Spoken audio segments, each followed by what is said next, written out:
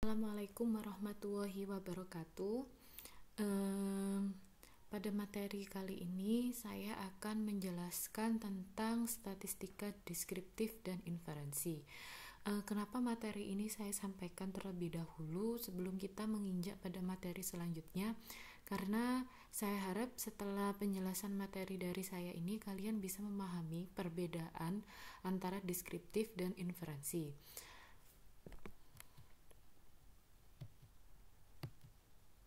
Nih, definisi statistika deskriptif adalah deskriptif statistik berkaitan dengan penerapan metode statistik untuk mengumpulkan, mengolah, menyajikan, dan menganalisis data kuantitatif secara deskriptif.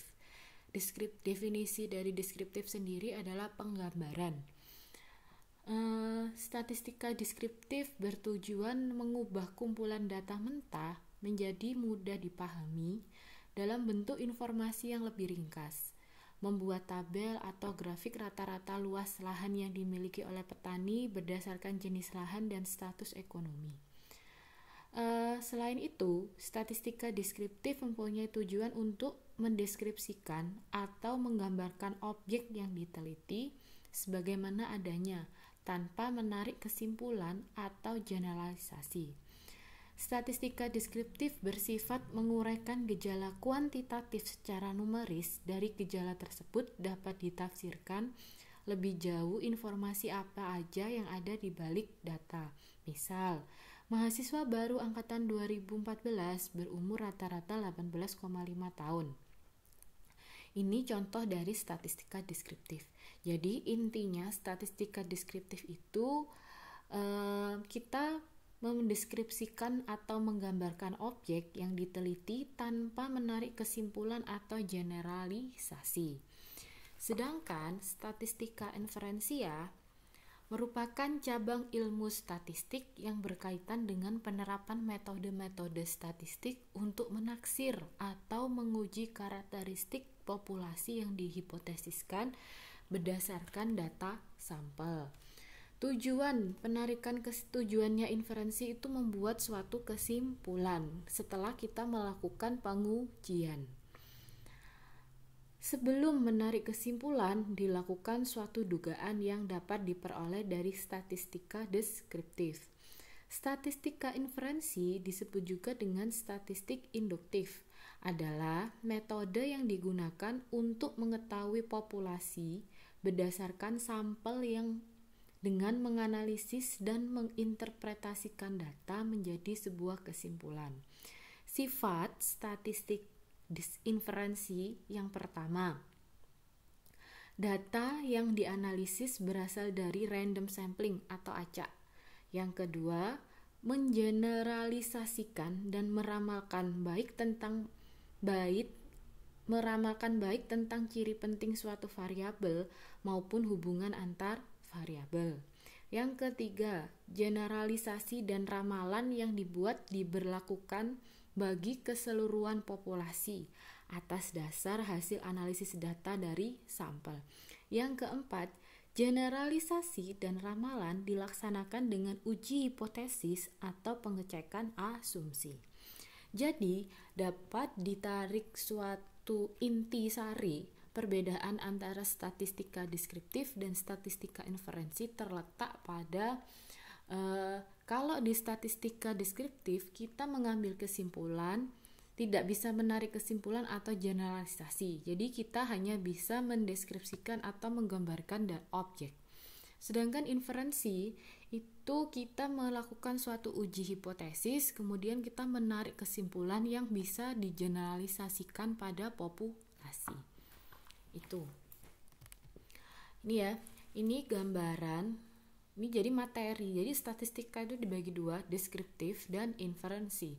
Sebagaimana yang sudah saya jelaskan sebelumnya, kalau statistika deskriptif itu materinya nanti kita akan belajar di materi selanjutnya, penyajian data, membuat tabel, grafik, pengukuran tendensi sentral, menghitung mean, median, modus, pengukuran variabilitas, menghitung varian, dan standar deviasi angka indeks deret berkala.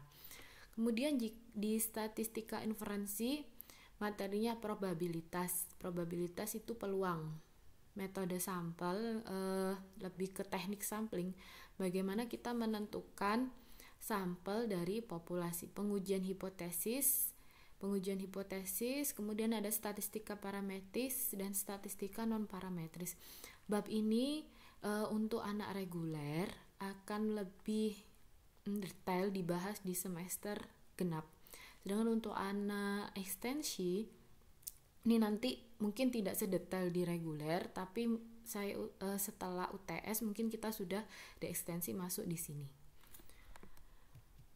Nah, ini jadi tahapan kita melakukan suatu penelitian. Jadi mulai langkah awal yang pertama yaitu memulai suatu penelitian. Jadi sebelum kalian melakukan suatu penelitian, kalian harus menentukan rumusan masalah. Jadi masalah apa yang akan kalian angkat pada penelitian itu. Kemudian menentukan metode penelitian, caranya penyelesaian masalah. Nah, ini statistika bergunanya di metode penelitian. Tahapan mulai, pengumpulan data. Pengumpulan data penelitian dimaksudkan sebagai pencatatan peristiwa atau karakteristik dari sebagian atau seluruh elemen populasi penelitian. Pengumpulan data penelitian dapat dilakukan berdasarkan ciri-ciri tertentu. Berdasarkan cara pengumpulannya dikenal beberapa cara pengumpulan data penelitian, antara lain yang pertama pengamatan atau observasi.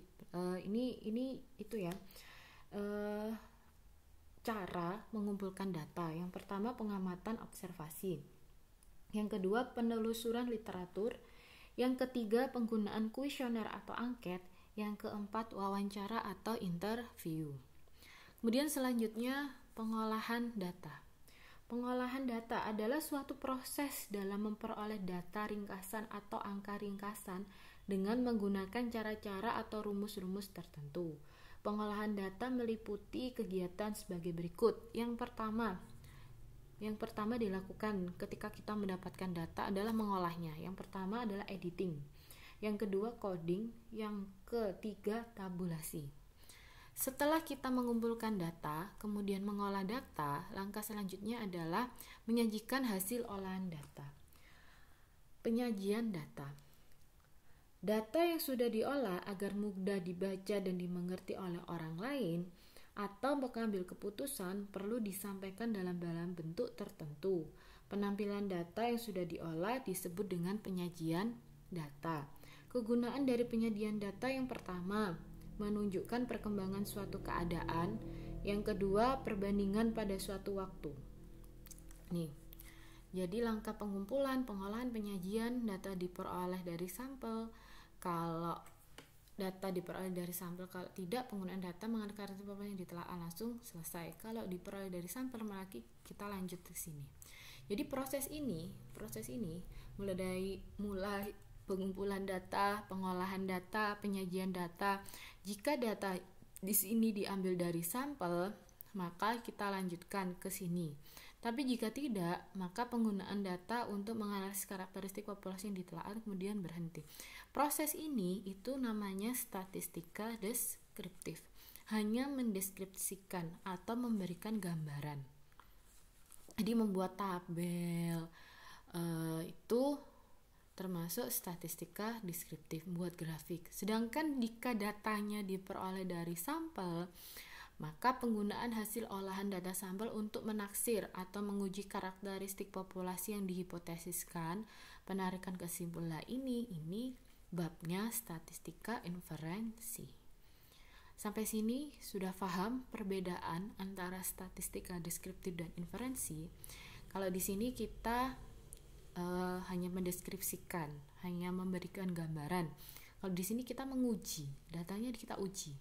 Terus bisa digeneralisasikan, tapi kalau di sini tidak bisa digeneralisasikan.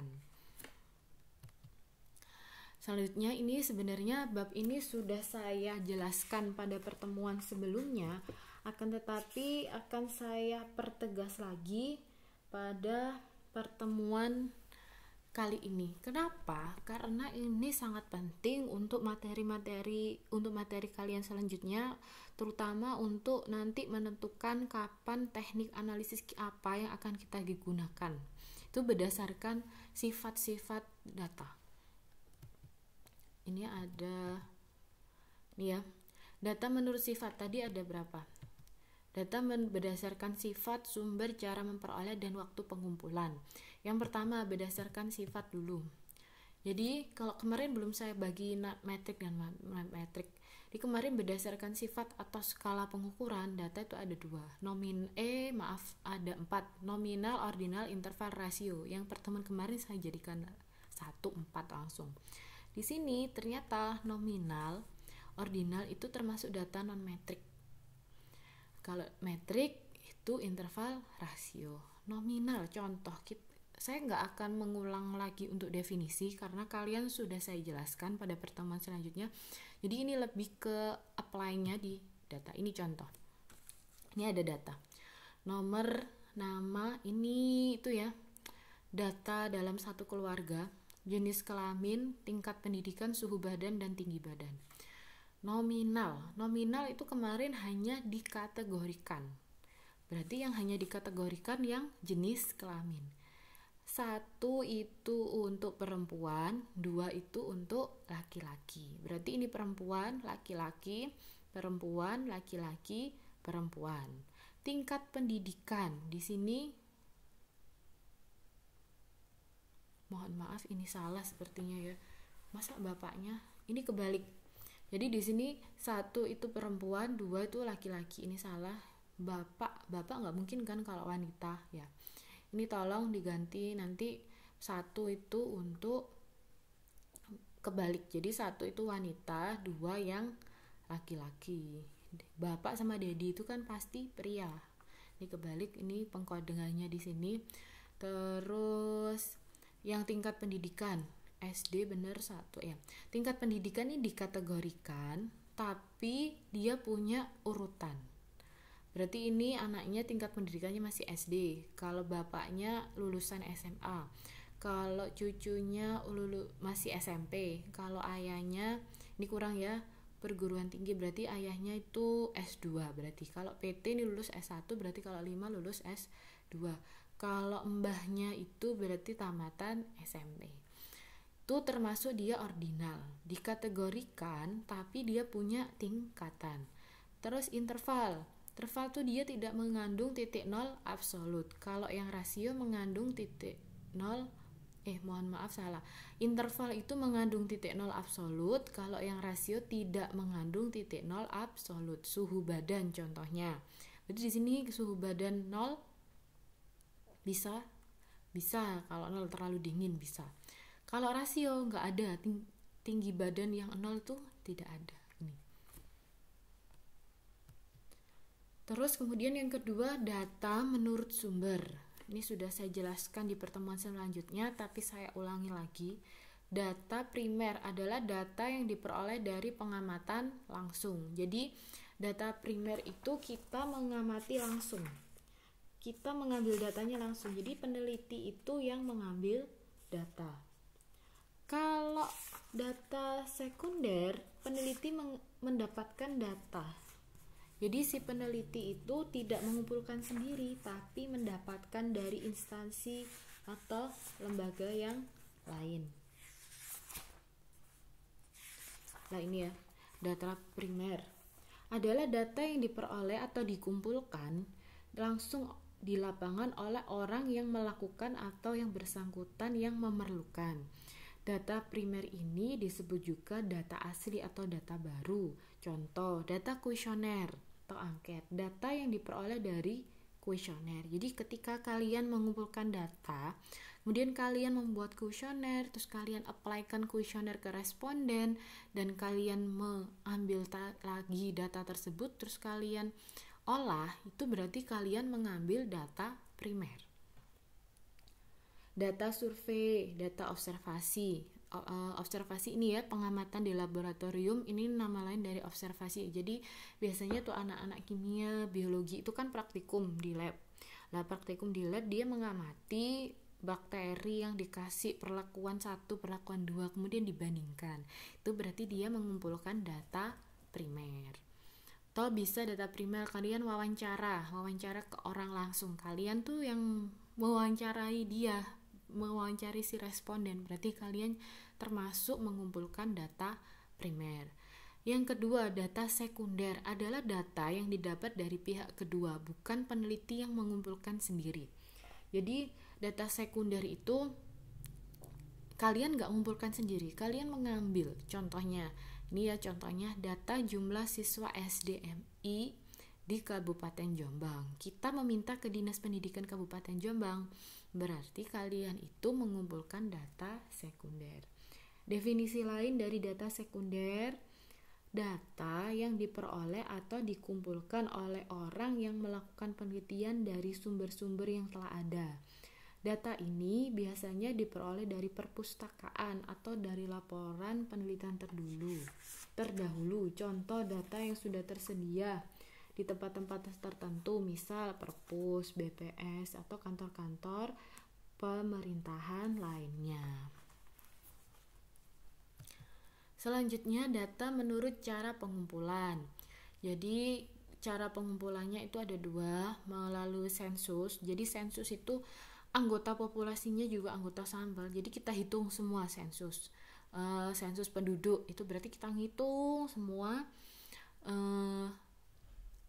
Kita nggak melakukan pengambilan sebagian, tapi semua itu kita hitung. Sensus penduduk itu kan sensus penduduk tahun 2020, berarti kita menghitung jumlah penduduk pada tahun 2020.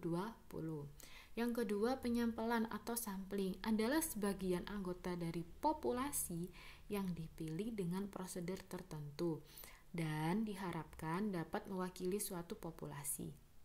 Teknik untuk mengambil sebagian anggota dari populasi itu namanya teknik sampling. Adalah prosedur atau teknik yang digunakan untuk menentukan sampel yang akan digunakan dalam penelitian. Jadi ini definisinya dari sampling. Tekniknya untuk mengambil ini namanya teknik sampling. Nah, bab ini akan kita bahas lagi nanti, kayaknya itu saya lupa, kayaknya setelah UTS mungkin ya. Kita bahas apa sebelum UTS, lupa saya, bab teknik sampling. Selanjutnya ini nih contoh, mohon maaf, ini contohnya ya. Jadi ini populasi itu semua unit yang menjadi perhatian kita. Ini populasinya semut, ini semua semut ya, yang menjadi perhatian kita. Saya akan meneliti tentang semut, tapi semutnya ini terlalu banyak, jadi saya memerlukan sampel. Teknik mengambil ini, teknik yang di kotak-kotak ini, teknik mengambil ini ya, ini namanya teknik sampling. Jadi dari semuanya ini diambil sebagian, itu dinamakan kita melakukan sampling, mengambil sebagian untuk kemudian diteliti. Kemudian yang terakhir, data menurut waktu pengumpulan. Ini ada data masa lampau atau masa lalu, namanya data time series. Data saat ini cross section dan digunakan untuk akan meramalkan di masa depan, merancang, memprediksi. Definisinya dari data time series atau disebut juga dengan data berkala adalah data yang terkumpul dari waktu ke waktu untuk memberikan gambaran perkembangan suatu kegiatan atau keadaan. Contohnya, data perkembangan harga 9 bahan pokok selama 10 tahun terakhir yang dikumpulkan setiap bulan. Berarti ada berapa data? Kalau dikumpulkan setiap bulan selama 10 tahun, berarti ada 120 data. 1 tahun 12 bulan, kalikan 10, berarti ada 120 data. Itu harga 9 bahan pokok. Yang kedua, data kerat lintang atau cross section adalah data yang terkumpul pada suatu waktu tertentu untuk memberikan gambaran perkembangan suatu kegiatan atau keadaan pada waktu itu. Contoh data sensus penduduk tahun 2010. Atau ini yang terbaru ya, data sensus penduduk tahun 2020. Jadi kalau time series ini data masa lampau berdasarkan waktu. Kalau data cross section ini data saat ini. Itu. Ini saya jelaskan tentang parameter definisi yang nanti kalian akan sering sekali mendengarkan saya berkata parameter dan statistik. Ini saya selipkan di sini kenapa nanti biar kalian tidak bingung apa sih parameter, apa sih statistik itu. Jadi parameter itu adalah ukuran yang mencerminkan karakteristik dari populasi. Sedangkan statistik adalah ukuran yang mencerminkan karakteristik dari sampel. Ini parameter ukuran populasi. Ini apa namanya? Ini namanya mu. Mu itu apa? Rata-rata populasi. Jadi kalau lambangnya seperti ini rata-rata dari populasi. Mu 1 banding mu 2 banding mu 3. Berarti ada rata-rata populasi 1, rata-rata populasi 2, rata-rata populasi 3. Kalau di sini ukuran sampel itu X bar. Apa Bu X bar? X bar ini rata-rata juga, tapi rata-ratanya punyanya sampel. Berarti ini X bar 1, X bar 2, X bar, mohon maaf ini mu n ya, berarti populasi ke n. Berarti di sini X bar n. Berarti rata-rata sampel 1, rata-rata sampel 2, rata-rata sampel ke n. Di sini ada sigma. Sigma ini standar deviasi dari populasi. Di sini standar deviasi dari sampel. R di sini korelasinya populasi. Kalau di sini rho, korelasinya nggak ada ya, di sini rho, nanti ada rho, itu korelasinya populasi. Jadi lambang ini perbedaannya, yang dimaksud itu sama, mu sama ini sama rata-rata. Cuman kalau yang mu di sini itu rata-ratanya populasi. Kalau yang di sini rata-ratanya sampel. Begitu pula untuk lambang-lambang selanjutnya. Gunanya apa? Gunanya itu ketika populasinya yang terlalu luas, kita reduksi ke sampel, kemudian dari sampel ini kita bisa membuat generalisasi untuk populasi. Mungkin nanti kalian akan lebih paham ketika kita sudah membahas tentang pengujian hipotesis, di bab pengujian hipotesis.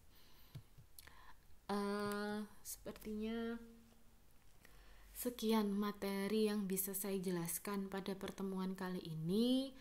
Saya harap kalian untuk selalu, meskipun kita daring dengan video pembelajaran, karena dengan video pembelajaran ini meski nggak bisa bertatap muka langsung, tapi kalian kan bisa sewaktu-waktu untuk mengulang lagi materi yang sudah saya jelaskan.